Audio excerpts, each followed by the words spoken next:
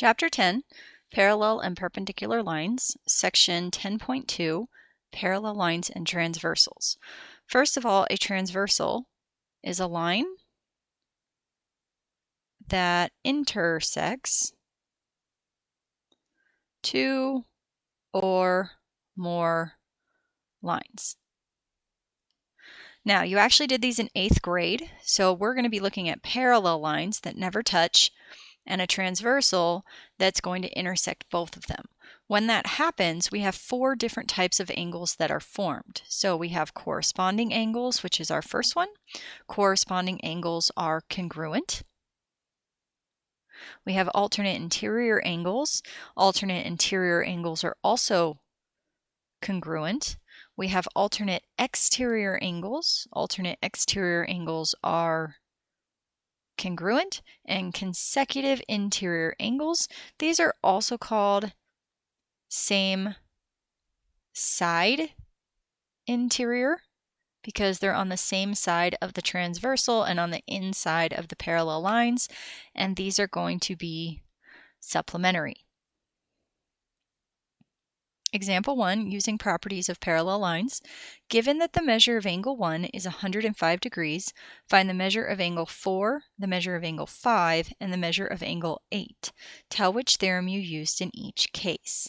So over on our diagram, I know that this is 105 degrees.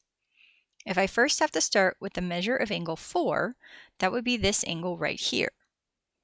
Now, if we look at those, you notice that 105 and 4 are kind of in the same grouping and they're across from each other.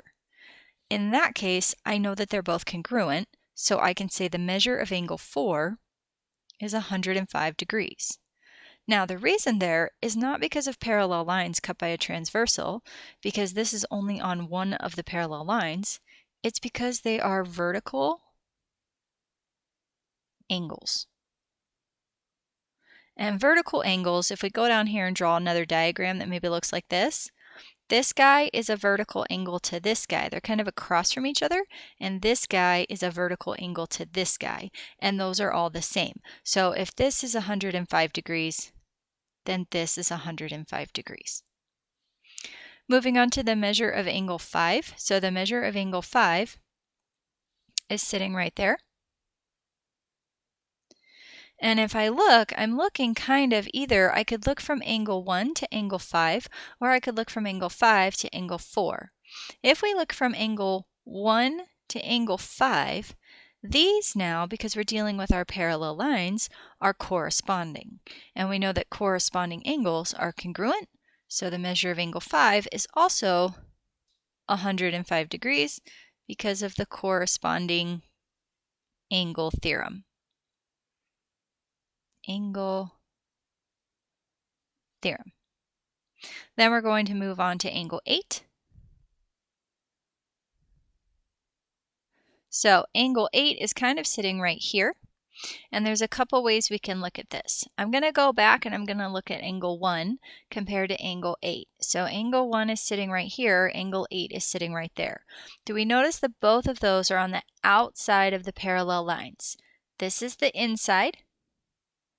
This is the outside. It's kind of like driving down the road.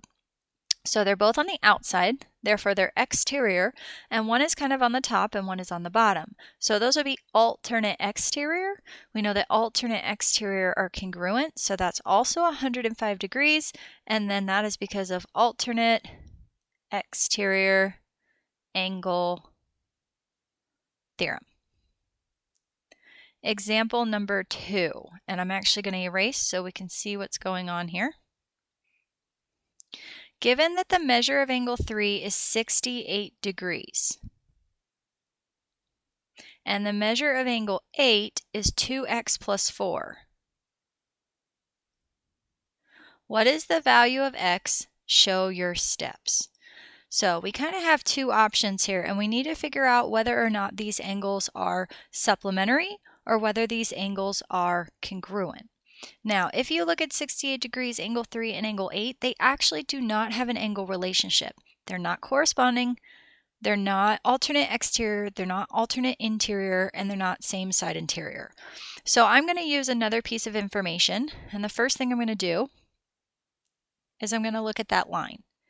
If I have a line and I'm looking at angle 1 and angle 3, what do two angles on a line add to? And the answer to that is 180 degrees. So I know that angle 1 plus angle 3 has to be 180 because this is a straight angle. So if I take 180 minus 68, I know that angle 1 in this case is going to be 112 degrees. Then I'm going to look at angle 1 and I'm going to look at angle 8. These do have an angle relationship. Again, here's the parallels, here's the inside. So they are both on the outside, and the one is on the top and the one is on the bottom. So these are now alternate exterior, which we know are congruent.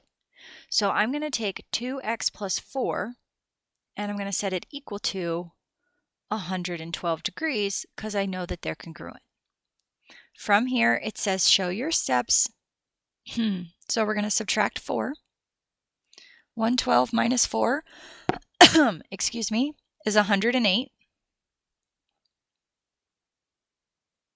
Then we're going to divide both sides by 2, which gets us x equals 54.